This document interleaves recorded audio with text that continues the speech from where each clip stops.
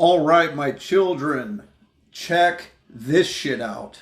Last night, I finally pushed the charge into my spine and it was being a motherfucker. It would not budge. I'm trying to figure out if I have a sacral or a solar plexus chakra blockage, but it's not that simple. I fully nest and expand my chakras out so that the prana can just flow through and fucking implode into each chakra, but there's something going on to where it just gets so massive and supercharged, and it's a pain in the ass to push from my solar plexus to my root. And that's why it takes me so goddamn long. But anyway, I finally pushed it into my spine and just lit the fuck up. Just full body chills and sparking off charges of orgasmic energy all over the place in my brain. I could feel the energy all around in my auric.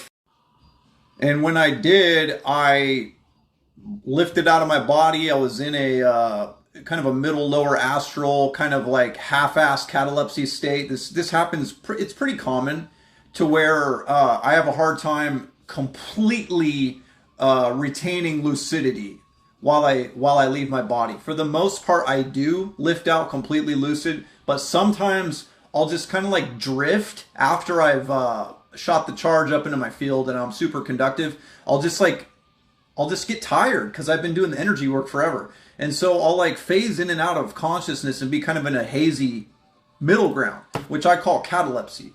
And that's when you're susceptible to attacks sometimes. But I had a being floating around who saw me trapped in my room, in my body halfway, and took advantage. So it began to come over and try to fuck with me. He came over and he started messing with me, and then when I felt his presence, I'm just assuming it's a fucking masculine presence. When I felt the presence, I boom immediately snapped into full lucidity, full conscious mind. Because leaving your body and 3D and every other dimension, it's all about retaining lucidity and keeping conscious. It's all about conscious and subconscious, because if you go subconscious, you just fall into this endless spiral of unconscious dreams, and it's just not a state you want to be in. It's all about memory retention, and that's why you got to become conductive and learn how to implode your aura and have a fucking Kundalini awakening so that you can retain more of this memory. Anyway, I became fully lucid and I just started playing. I want to test my abilities, and I'm learning, and it's like the funnest, most exciting thing ever for me. And I'm not afraid of these things because I know my power and I know that we're immortal. I know how powerful we are. And it's because we have the Taurus. We have the endless connection to the free-flowing love light of God through our Taurus. It's like a feedback loop. A lot of these entities have lost that full toroidal connection. They're like a vaporous residue.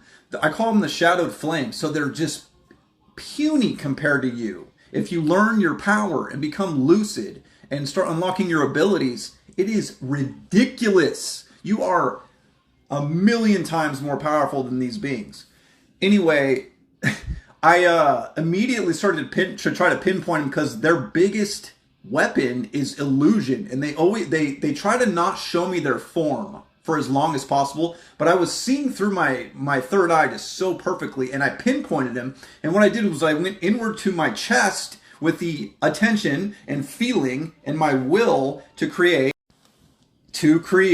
a vortice or another toroid, but it's basically just like the top centripetal. It's like a little tornado basically. So what I do is I go inward, put a smile on my face, close my eyes, think of the feeling of gratitude, and then expand that out to my entire auric field. And I usually keep my hand up like this. And then what I do then when I hold and hone, and I know when I hone it because my whole field just lights the fuck up. It's like someone flipped on a switch in the entire room frequency-wise. And these beings are always just like aghast to that. They're like taken aback every time. I go inward, I hit gratitude, blow it out into my auric field, keep my hand up like this, and then I shoot out and I direct and I create a vortice with the frequency of gratitude. It starts spinning. It's like a little familiar that I cast, and it goes around and chases them. It was fucking hilarious. I was laying there in my astral body, right above my physical body, watching this little spinning vortex chase around this other entity that was at this point was an amorphous cloud. But the more agitated it became and the more it was trying to escape the vortice, the more it condensed into a ball. And I literally watched the two of them chase each other, and it was like I was helping to hone the vortice and trace it towards the entity. And I literally watched with my vision them through the wall, and it seemed like a fucking half a mile away. All I could see was little balls chasing each other. And then I was just fucking laughing, and I broke out of it.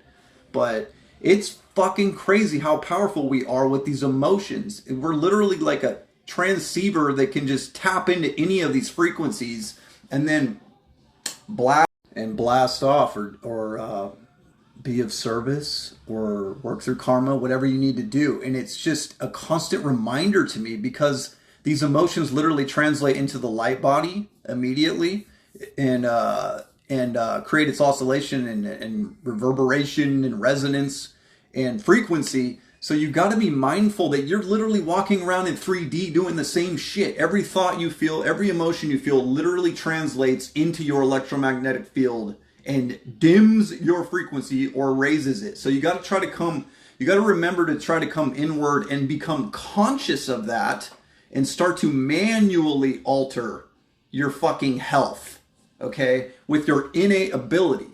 So you have the ability to think of any emotion and instantaneously feel it with the attention and feeling power, the brain and the heart, and magnify it and throw it into your electromagnetic field, and then to go around and spread it towards others. Anyway, we're going into a session 144 with someone in Alberta, doing a couple Canadas lately. And then I am fucking loaded up, 2 a day all the way till Sunday night. So, and then I'm going back to my cannabis job to harvest for a while. And when I come back, baby, we're going full bore. I'm going to schedule as many as possible every day. I'm getting on my mission. We're going to fucking do this for the love of God and for the love of you. I love you all so much. Stay fractal. Stay up, baby.